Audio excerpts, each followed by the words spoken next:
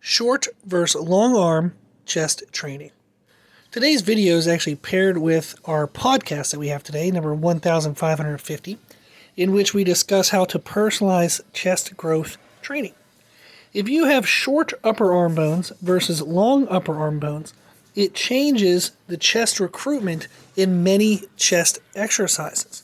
So therefore, you would want to choose exercises that best fit your anatomy. I have short upper arm bones, so everything I do in my chest training is specific to that body shape. What you'll see here is I'm starting with chest flies. A fly is the best way to recruit your chest in isolation from the triceps. So I'm doing actually a little bit of a rest pause. I did as many reps as I could. I think it was around 10, taking about a 10-second break, and then I'm going to try to do a couple more reps.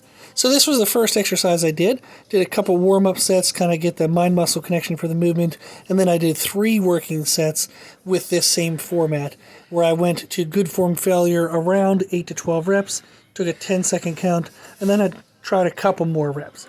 The first set of the 3, I've got kind of a couple extra, and then by the third one here, I think I only got 3 or 4 reps. Then I moved on to an incline chest press.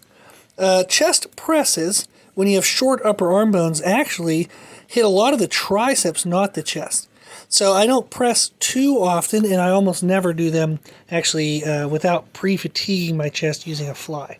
Since my triceps take over, this is a good way for me to get some chest stimulus, but it isn't the main building style of movement for my chest training. And this would be true of anyone with short upper arm bones.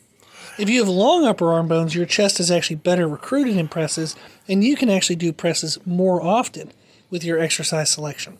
You can see here the third movement I finished with is actually a mechanical drop set, where I started with a pretty long arm fly. This is an incline fly off of our actual, it's a shoulder press machine, but it works really well for getting the upper inner part of the chest. So I'm doing it with long arms until I feel like my technique is starting to break down. And then you can see here I bend my arms a little bit. That's a mechanical change of positioning.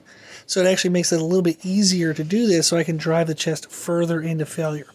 Once that position fails, I then bend my arms even more, and it actually turns into kind of like a press. So this is how I would choose to train my chest with short upper arm bones. Is a fly, a press, a fly. When you have long upper arm bones, it's actually better for you to do a fly, a press, and then another press. Typically a free weight press first, and then a machine version of a press second. So there's podcast 1550. You can listen to that to learn more about how to personalize your chest training based on your anatomy. We have a bunch of other training information and a lot of good stuff on our website, so make sure you check that out. The website is www.brutalirongym.com.